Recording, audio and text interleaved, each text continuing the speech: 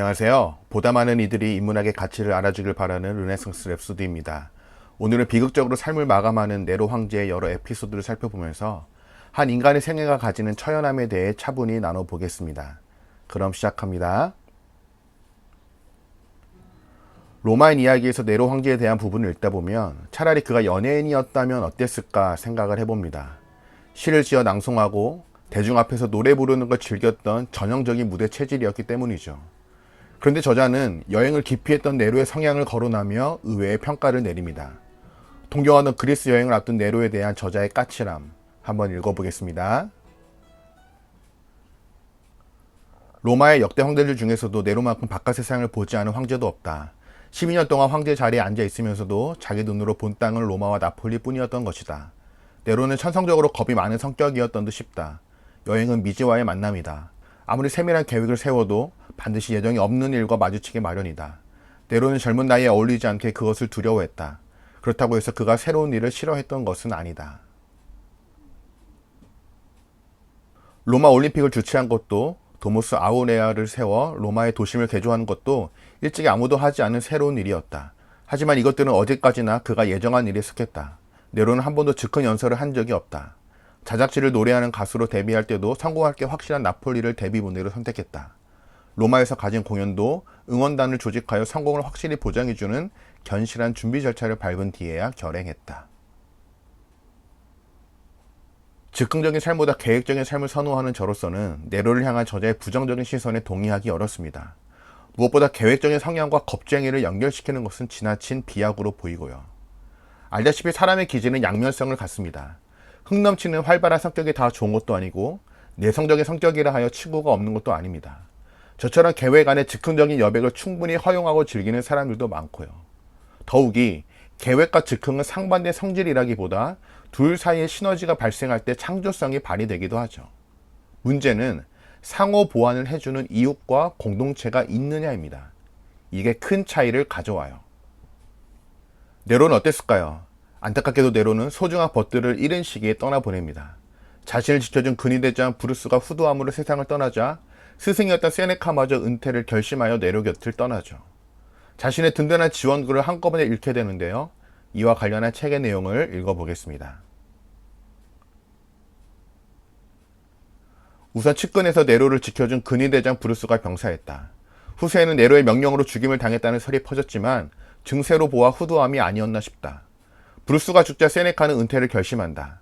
철학자이자 비극 작가이기도 한 세네카는 네로가 11세였을 때부터 14년 동안이나 네로를 최측근에서 섬겼다. 처음 6년 동안은 스승이었고 다음 8년 동안은 보좌관이었다. 최고 통치자로서 광대한 제국을 다스리는 것은 무거운 짐이다. 귀족적인 티베리우스 황제조차도 이따금 푸념을 늘어놓았고 클라우디우스 황제는 이 부담에 짓눌려 기력이 소모되었을 정도다. 정치나 군사보다 음악이나 시를 더 좋아한 네로는 많은 분야를 남에게 맡겨버렸다. 세네카가 그 일을 대행해온 것이다. 원로원의 지지를 얻은 법안들은 형식적으로는 네로가 입안한 것으로 되어 있지만 실제로는 세네카가 입안한 것이다. 황제로서 네로의 내리막길은 신뢰할 수 있었던 측근들과의 이별이 시발점이 되었습니다. 역사적으로도 이때까지의 네로의 통치는 악정이 아니었다는 평가가 지배적이고요. 전략에 대한 무죄로 실책을 저지르거나 엉뚱한 집념으로 로마 올림픽 따위를 개최하긴 했지만 악정을 저지르진 않았습니다. 원로원 의원들의 암살 음모도 일어나지 않았고 시민들도 불만을 외치지 않았고 변방을 방해하고 있는 군단에서 황제에 대한 충성을 거부하는 움직임도 일어나지 않았습니다. 그런데 이것이 어떻게 가능했을까요? 뛰어난 네로의 개인의 역량이라기보다 세네카를 중심으로 한 집단 지성의 발현 덕분이었습니다. 하지만 브루스가 죽고 세네카마저 은퇴하자 멘탈이 흔들린 네로는 아내 옥타비아와 이혼하고 애인인 포파이아와 결혼합니다. 게다가 이혼한 옥타비아를 섬으로 유배 보내어 죽여버리죠. 옥타비아를 죽인 것은 그녀를 동정하고 있던 일반 시민들이 이혼에 분개하여 시위를 벌이자 네로가 지레 겁을 먹었기 때문이라고 하는데요. 만약 네로 옆에서 정무적 조언을 해줄 사람이 있었다면 선택이 달라지지 않았을까요? 그 누구도 믿을 수 없는 외로운 황제로의 전락. 이처럼 존재 기반이 와르르 무너진 네로는 점차 폭군으로 변해갑니다. 코르블로라고 하는 유능한 장군 덕에 불안 요소였던 동방국가 아르메니아와 평화협정까지 체결한 로마. 이제 제국은 안정을 향해 뻗어나갈 수 있었지만 수도 로마에서 발생한 대화재가 네로의 후반기를 180도 바꿔놓습니다. 책을 읽어볼게요. 서기 64년 7월 18일부터 19일에 걸친 밤, 대경기장 관유석 밑에 들어차 있는 가게에서 일어난 불은 때마침 불어온 강풍을 타고 삽시간에 가까운 팔라티노 언덕과 첼리오 언덕으로 번졌다. 여름철이면 로마에서는 자주 아프리카에서 불어오는 시로코라는 남서풍이 맹위를 떨친다. 이 바람이 불기 시작하면 평소에는 서늘한 서풍이 부는 로마 시까지도 순식간에 기온이 올라가 견디기가 어려워진다. 시로코가 며칠 동안 계속 부는 일은 없지만 그의 여름은 달랐다. 밤사이에 팔라티노 언덕과 첼리오 언덕까지 집어삼킨 불길은 스보라로 번지고 있었다. 팔라티노 언덕에는 황제 일가의 저택이 몰려 있었고 공화정 시대부터 명분 귀족들도 많이 살고 있었다. 이 저택들이 모두 잿더미가 된 것이다. 맹렬한 불길은 상류층과 하류층을 구별하지 않았다. 아우구스투스가 창설한 7개 대대 7,000명의 소방수가 있었지만 고무가 없던 시절 테벨의 강물을 호스로 날라 불을 끄는 것은 생각조차 할 수 없었다. 소화 작업은 물동에 담아서 릴레이식으로 나르는 수돗물에 의존할 수밖에 없다. 이런 상황에서 소방대가 할 수 있는 일은 불이 번지는 것을 막기 위해 아직 불타지 않은 건물을 부수는 것뿐이었다. 하지만 이것이 나중에 네로가 불을 질렀다는 소문의 원인이 되었다. 엿새째 저녁에야 겨우 불길을 잡는 데 성공했다. 하지만 성공했다고 생각한 것도 잠시뿐 이번에는 동쪽에서 불어온 강풍의 불씨가 되살아났다. 결국 세계의 수도는 아흘 동안 불에 희롱당하게 되었다. 불이 났을 당시 네로는 해변 도시 안치오 별장에 머물며 무더위를 피하고 있었습니다.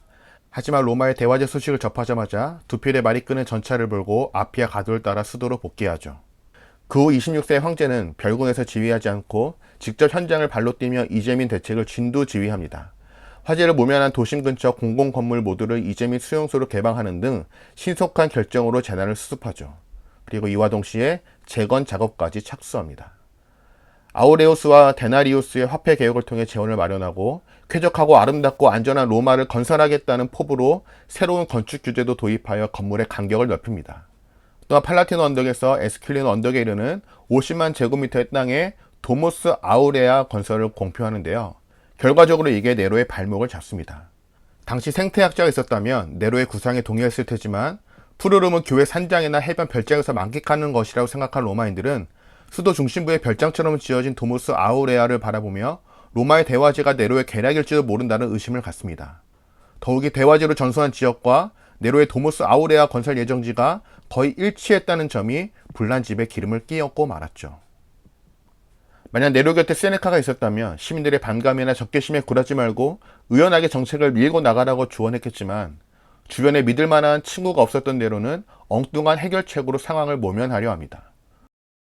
수도 로마의 대화제 원인을 기독교도들의 소행으로 규정하고 그들을 무참히 처형해 버린 것이죠. 책을 읽어보겠습니다. 일부는 야수의 모피를 뒤집어 쓰고 들깨떼에 물려 죽었다. 다른 이들은 로마 시대의 일반적인 처형법이었던 십자가에 매달려 죽었다. 나머지는 밤에 구경거리로 남겨졌다. 땅에 박은 말뚝에 한 사람씩 묶은 다음 산채로 불을 붙이는 것이다.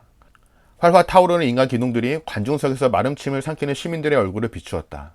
네로도 경기장 안으로 끌어들인 전차 위에서 그 광경을 감상했다. 하지만 수많은 기독교도들이 당한 잔혹한 죽음은 네로가 기대했던 것과는 다른 감정을 시민들의 가슴에 불러일으켰다.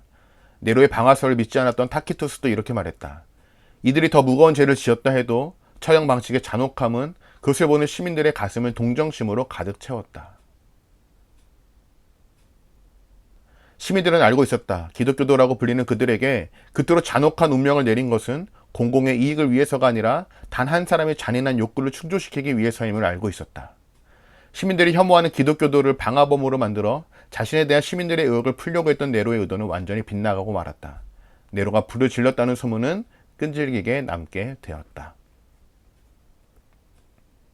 이렇게 한순간에 폭군으로 전락한 네로는 원로원에 의해 국가의 적으로 규정된 뒤 자살로 생애를 마감합니다.